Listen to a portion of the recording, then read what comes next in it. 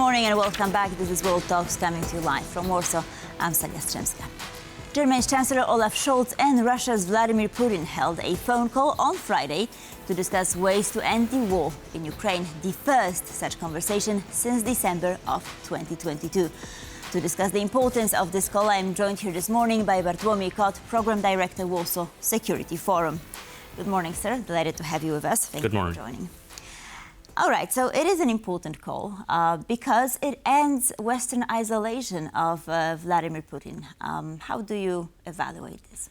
Well, it comes without no surprise, actually, to me. I remember that that was like late September when I met with some of my colleagues that are serving members of the Bundestag who were already actually, there were already rumors that that Scholz is preparing for such a call back then. So it only took a couple of months to schedule the call for him to also use it for his own internal politics in Germany. What is fascinating to me, though, is to what extent the Minister of Foreign Affairs, Baerbock, knew about the call or participated in scheduling the call, because to my knowledge there is a lack of common ground between the Chancellor and the Minister for Foreign Affairs in this very subject. Right, so you already hinted at the domestic situation in Germany with Olaf Scholz's coalition government collapsing and with the snap elections and everything. So do you think that there is a correlation between these two things? And if you can expand on that. Well, certainly.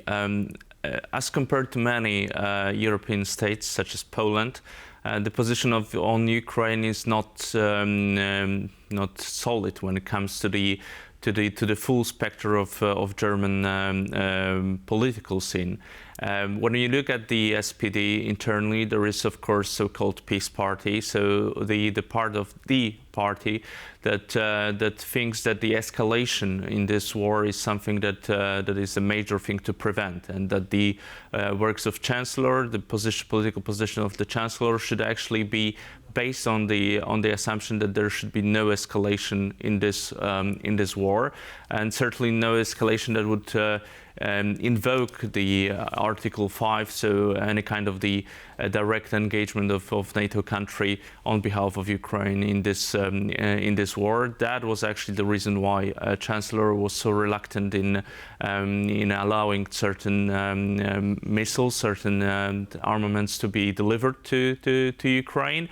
And right now, when we are heading to elections in Germany, when we already know that the elections will happen, when the coalition is falling, then the Chancellor is, at least in my opinion, showing to his electorate that this is actually not necessarily something bad, but it is actually the asset of his policy that he prevented this escalation from happening. And there comes actually the call to Putin to show that he is the peace Chancellor, not the one who would drag Germany into the war. Right, so Polish Prime Minister Donald Tusk was quite happy with this development. He posted on X, "I was pleased to receive the information that the Chancellor not only unequivocally condemned Russian aggression, but also repeated the Polish position, nothing about Ukraine without Ukraine." But we know very little about what Putin said to Scholz, right? We only know Scholz's side. Well, if I'm not mistaken, the Prime Minister was happy with the fact that the Chancellor repeated some of the policy lines of Poland. I would be surprised if he would be happy to that the whole call happened. I mean, that's another subject. But since Scholz at least promised to repeat some of the lines, that's good. That he, at least in this very subject, he did not break the isolation of Putin. When you look at the Kremlin, I mean, they should be happy in a sense, because they can see that the biggest countries of Europe. Germany, of course, is the first one that comes to our mind. They have a lot of internal political problems, and that the subject of war in Ukraine is not necessarily a solid policy of the government. Of course, it's good that both Baerbock in her statements and, of course, the whole government in their statements, they do solemnly say that of course the policy on Ukraine doesn't change, that they will be providing more assistance, etc., etc. But at the same time, there is this mixed messaging from the Chancellor himself. Once we enter the campaigning period, I suspect that a lot of these subjects, like lack of escalation, etc., will be only repeated. And from the other side, from the opposition side, the position of Ukraine is quite clear. They are not that happy with the position of Chancellor. So in that kind, there is a difference internally. I was actually going to ask you about Ukraine, but first let's take a look at Poland. What are some of the reservations that the Polish government could have about this call? Oh, certainly. I mean, the Polish government should not be happy with the fact that the isolation of Putin is right now breaking. As I said, I mean, it's good that the Prime Minister understands what was the subject of the call. I'm not sure whether he's happy with the fact that the call even happened in the first place. But it also gives some kind of a vacuum right now in Europe for the leadership of Poland to be actually shown.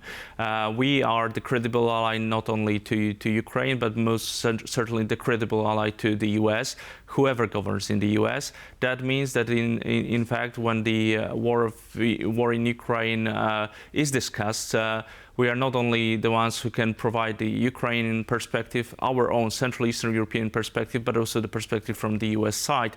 If there is lack of leadership coming from Germany in this time, if there is like a willingness from the German government to break this isolationism, I suspect that the position of the Polish government should be here to solidify the position of the European states. And if I'm not mistaken, there is a willingness to do so, to meet with the leaders of the countries that have a very solid position on Ukraine.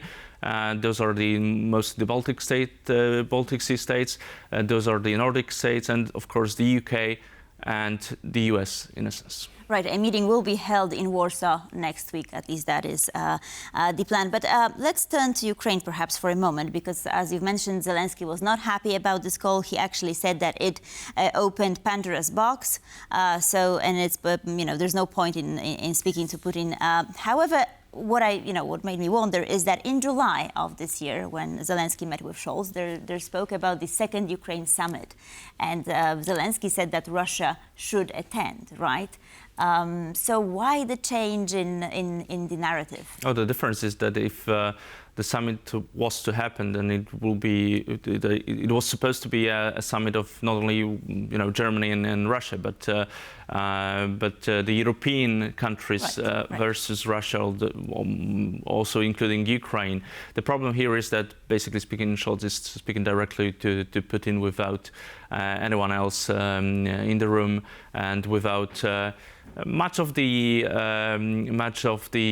consulting before even actually entering this call. As I said, it is not clear even to me whether this is the position of the whole German government right now. What the fact that the call happened, whether that's only a private initiative of the Chancellor that takes responsibility for that, also from the political point of view, or whether that's the action of the whole German government. To my understanding, not necessarily.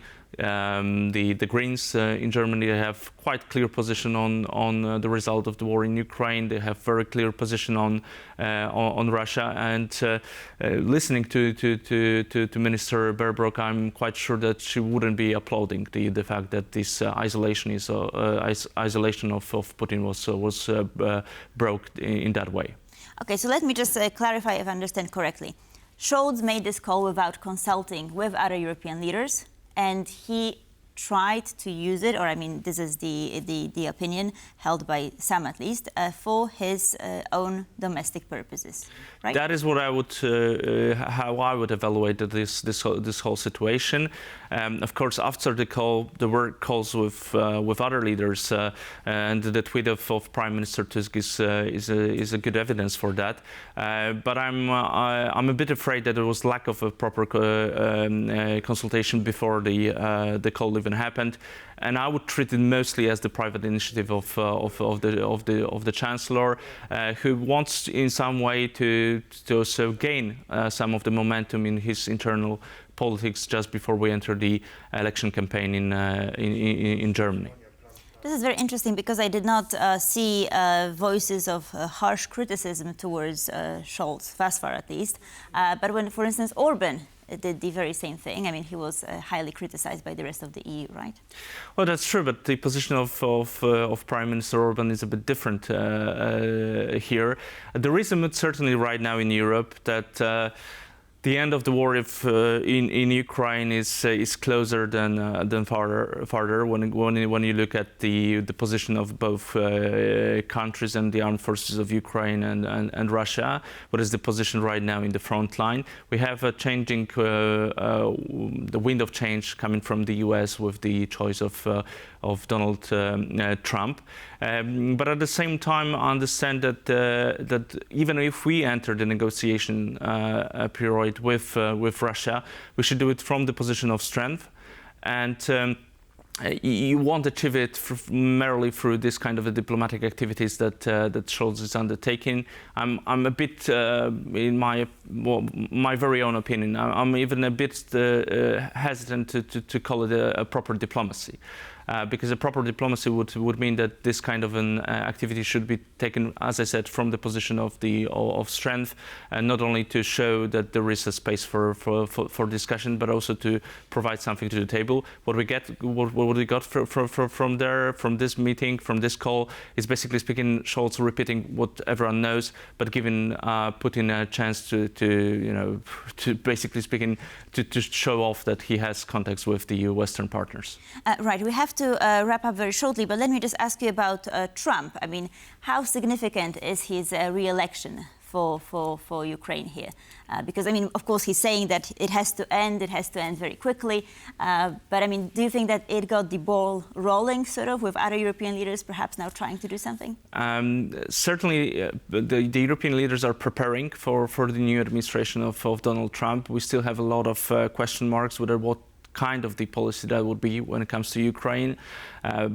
Donald Trump will be pushing for many kind of peace arrangements in Ukraine.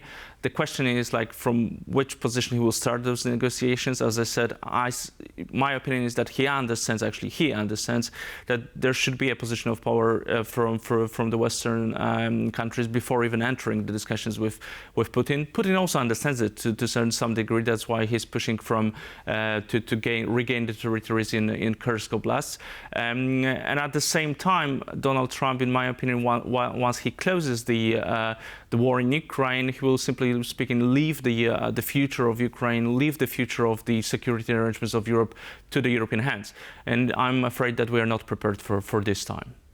Bartłomiej Kot, Warsaw Security Forum. Thank you, sir, for being here this morning. Much appreciated. And thank you for watching World Talks. Please stay tuned for more here on TV2.